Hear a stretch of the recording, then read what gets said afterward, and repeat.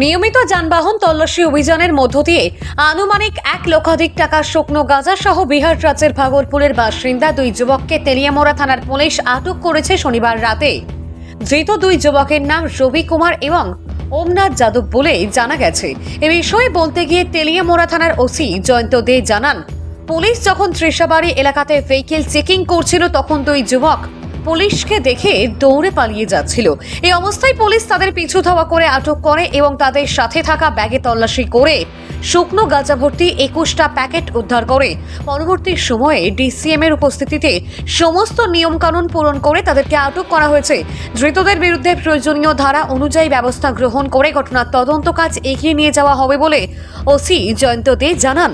এখানে উল্লেখ করার প্রয়োজন, সাম্প্রতিক সময়ে তেলিয়ামোড়াতে গাঁজা সহ বেশ কিছু ধরপাকড়ের ঘটনা সামনে এসেছে। ধৃত দুই যুবক তেলিয়ামোড়া থেকে রেল স্টেশনকে ব্যবহার করে ভিন রাজ্যে যাওয়ার প্রচেষ্টায় ছিল বলে পুলিশের অনুমান। অ্যাকচুয়ালি আমাদের দিশা চুমনিতে কালকে ভেহিকেল চেকিং ছিল। তো ভেহিকেল চেকিংয়ের সময় হঠাৎ দেখা যায় যে 2-3 জন আননোন পার্সন ওখান থেকে ভেগে যাচ্ছে পুলিশ দেখে। তখন পুলিশ ওদেরকে চেস করে। তো চেস করার পর ওদেরকে ডিটেন করা হয়। ডিটেন করার পর ওদের পিঠে ব্যাগ ছিল এবং একটা হ্যান্ড ব্যাগও ছিল। তো হ্যান্ড ব্যাগটা ওরা ফেলে দিয়েছিল আর পিঠে ব্যাগগুলো ফেলতে পারেনি। তখন ওদের চেস করে ধরার পর যখন ওদেরকে সার্চ করা হয়, সার্চ করার সময় ওদের কাছ থেকে 21টা প্যাকেট 21 প্যাকেটস অফ ড্রাই গাঞ্জা পাওয়া যায়। তো অ্যাকর্ডিংলি সমস্ত ফর্মালিটিস মেনটেন করা হয় in presence of DCM Teliamura.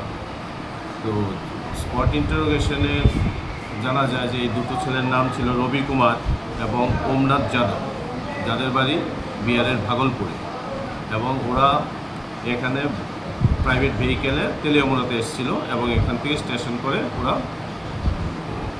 ওদের বিহারের দিকে যাওয়ার কথা ছিল।